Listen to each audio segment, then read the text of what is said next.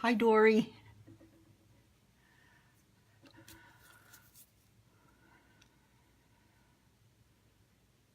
Hi, Dory.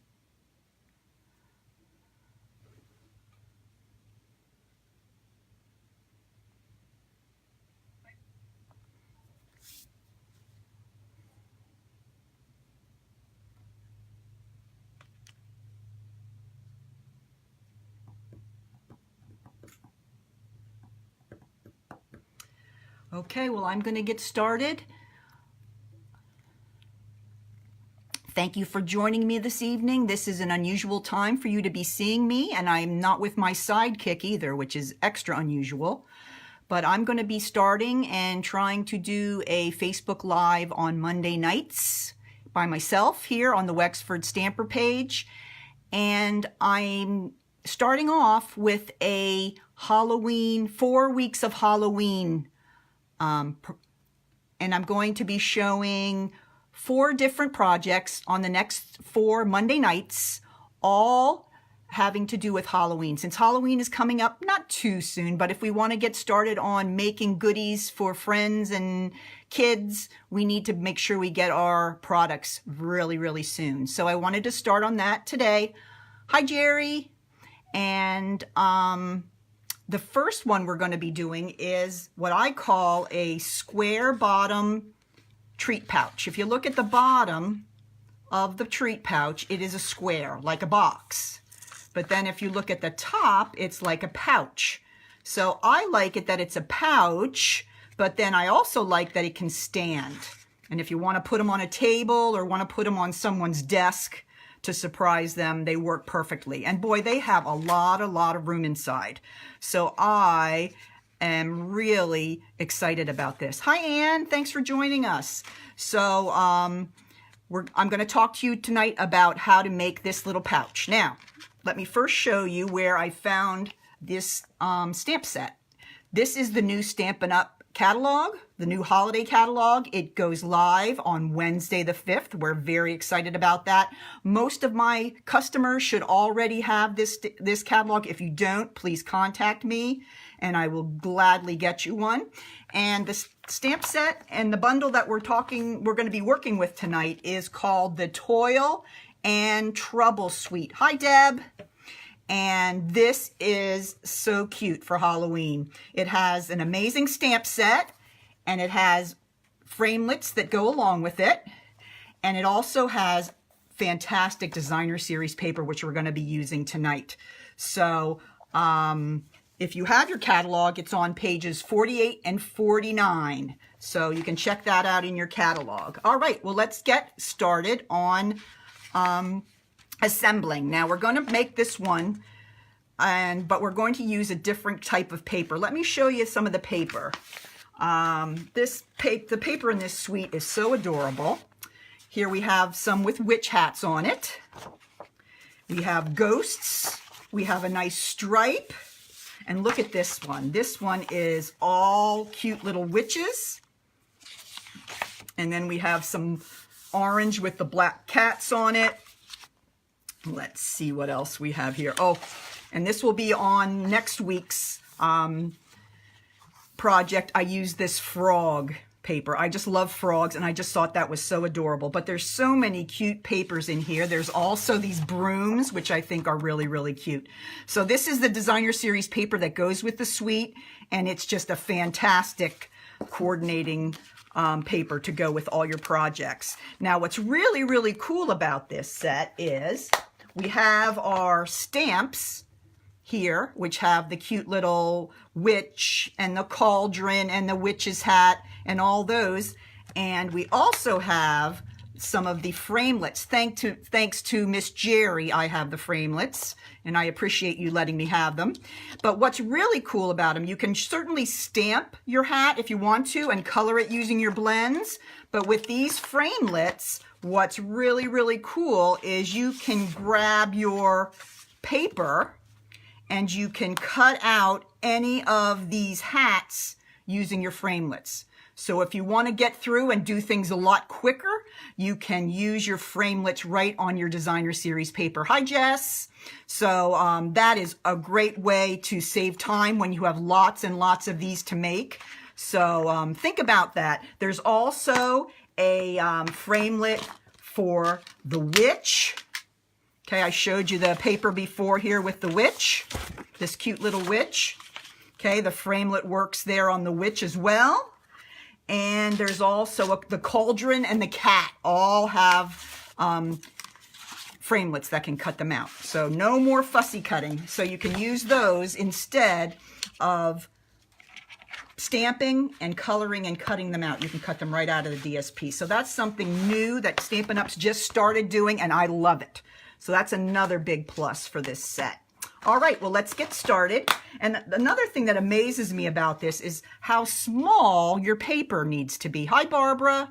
And you only need a 6x6 piece of paper to make this pouch. And the first thing you're going to need to do is grab your scoring board. Okay, and get your paper up there on the scoring board. And on the first side, you're going to score at 1 3/8. Okay, 1 3/8. Then you're going to turn your paper clockwise. Now that score line is going to be right up here going horizontally. Okay, now you're going to score at the 1 3/8 spot again, but you're going to stop when you get to that score line that you made. Okay, then you're going to score at 2 3/4, and you're going to go all the way down your paper. Okay, the next one is 4 1/8, and again you're going to stop at the horizontal score line. Okay, then lastly you're going to score all the way down the page at 5 1/2. Okay, all these dimensions and everything will be on my blog, so don't worry, I have all that information there. Okay, so that is all the scoring we need to do for this pouch. All right, the next thing we need to do is crease all our score lines. And I'm going to grab my bone folder for that, and I'm going to crease all those score lines. Okay, and now remember these score lines along the bottom here, you want to make sure you crease those a little bit as well. Even though they don't go all the way up to the top of your project, you want to make sure that you can see them there because we're going to have to be doing some cutting. All right, so now we're ready to put it together. Okay, now before we start, we're going to go down here to the left-hand corner of our paper. Okay, and there's a tiny little rectangle right there. Okay, you know what's going to happen to that rectangle. That rectangle's getting cut off. Okay, so that's the first thing you do. You're going to cut off that rectangle. Now, on all these lines that you cut to the horizontal line, we're going to cut up, and those are going to become the flaps at the bottom of the box. Okay, now I'm going to cut a little bit off here, just wedge it a bit so it'll fit in when I put it together better. Okay, so that's all the cutting we'll need to do. Now it's time to put our pouch together. Okay, and what else would we ever want to use to put our pouch together than our tear and tape? Okay, so I'm going to put the project down here. I'm going to take a piece of the tear and tape, and on the side that you want showing, with the design you want showing, you're going to put a piece of tear and tape along the thin end. Okay, this is going to be the tab that's going to go inside your pouch. So I'm going to go ahead and take that tear and tape off. Okay, I'm going to fold it over, and then I'm going to bring the other end over like that. Okay, so we're getting there. We have our pouch part finished, but remember the bottom is going to be like a box. Okay, so what we're going to do is we're going to fold back all those flaps that we made. Okay, And on all but one of them, we're going to put a small piece of tear and tape. The one that we don't put any tear and tape on is going to go first. All right. So one more piece here. There we go. We have it on 4 spots. I'm sorry, 3 spots. All right, now let's take it all off. All right, come on, tear and tape. There we go. 1.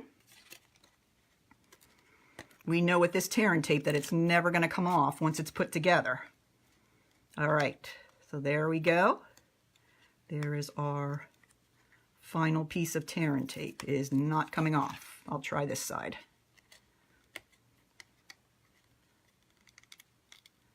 Everybody say a prayer for me. There we go. All right, now, whichever side I didn't have any tear and tape on, that's this one. I'm going to fold that one over first. Okay, then I'm going to fold one from the side. Then the other side. And then the top. Okay, I'm going to take my phone folder and push that down real nicely so we know that'll stay together. Okay, and there we have it. There's our square bottom pouch. All right, but we're not finished yet. Okay, we want to add a little bit of ribbon at the top, and here's my other one I had. Okay, and we're going to be using the beautiful glitter ribbon that's also in the suite. But before we put the glitter ribbon on, I'm going to use my 1/2 circle punch. And I'm going to go halfway between the sides, maybe a 1/4 inch from the top. And I'm going to punch a hole. All right. Then here's my ribbon. I love this stuff. It has glitter running through it. And it's black and it's kind of see-through. It's perfect. It almost looks like a little web. Perfect for Halloween. I'm going to take a small piece of that, and this is how I'm going to attach it to my bag. I'm going to make a loop like this, okay? I'm going to put the entire loop through the hole that I made with my 1/2 inch circle punch. Then I'm going to bring the loop around, and I'm going to put the 2 ends of the loop, 2 ends of the ribbon through that loop, and then I'm going to kind of wiggle it down until it comes to a spot where it wants to stay. There we go. All right, so there we go. Now it's closed. And then what I did with my ribbon on the top, I just kind of cut it off. I like to have a little bit of like a diagonal cut there on the top. And there's your treat bag pouch. Okay, now what's nice about it is they'll stand up on a table if you want to use them as favors, but they hold a lot. They hold a lot. Let me show you in this one what I have in here. I'll take off my ribbon. Let me dump out the candy I got in here. I have a Laffy Taffy and a Crackle and 2 Kisses. Easily fit in the bag. So they're really, really a nice, sturdy pouch, and you can get lots of goodies in there. These would be perfect for coworkers or anyone else. All right, so now let's go ahead and make our embellishment for the front. Okay, now what we're going to be using is a piece of white, Whisper White, and pumpkin pie. All right, now I'm bringing in 2 of my favorite punches. This is a 2-inch circle punch. And this is the Starburst punch. And these are perfect punches to have when you're making these types of embellishments for your treat bags. And let me show you why. I'm going to cut out my 2-inch circle using the 2-inch circle punch. And then I'm going to cut out the Starburst using my Starburst punch. And see how nicely they're going to nestle together. Okay, and that's going to be perfect on top of my pouch. All right, so let's do some stamping. All right, this only has a little bit of stamping. We're going to be using the Trick or Treat Sentiment, and we're going to use the Memento Black ink. All right, and I'm going to put that kind of to the left side of my 2-inch circle. And then the other one has stars. I'm not sure what they are. Stars and more stars. And I'm going to kind of just go around the edges with that. So everybody has little stars in their life. Okay, and let me finish it up here. And I think I could maybe do a little more right up here. There we go. All right, so there's all my stars. So that's really all the stamping with this one. Okay, and now what I did was I took my designer series paper and I took my witch's hat framelit and I cut out this witch's hat out of the paper. Isn't that so cool? Now, of course, if you wanted to, you could use the stamp and stamp yourself a witch's hat, okay, and color it and cut it out with your framelits. That's something you could do, but if you're in a jam and you want to work more quickly, you certainly can cut them right out of your designer series paper. And I love having that option that we can do that. Some days I feel like using my blends. Some days I just feel like putting it together really quick. I'm in a hurry. So, all right, now we're almost finished. Okay, I'm going to go ahead and put the Whisper White circle right on my pumpkin pie starburst. Then I'm going to grab my dimensionals. Hi, Christine. Hi, Lindsay. Thanks for watching. And I'm going to go ahead and put a dimensional, maybe 2, on the back of my witch's hat. And I'm going to add that right to my embellishment. I'm going to put it right to the side of my sentiment. A little bit off to the side like that. Okay, so there is my embellishment all finished. Okay, so now all I have left to do is put it on my pouch. Now, let me show you a trick with that. Because it's a pouch and it has a rounded surface, you don't want to put your dimensionals in 4 different places, like on the outside. Okay, what you're going to want to do is you're going to put 2 dimensionals and you want them to go directly down the middle. So you're going to stack them on top of each other. Okay, and then once you take the papers off of those,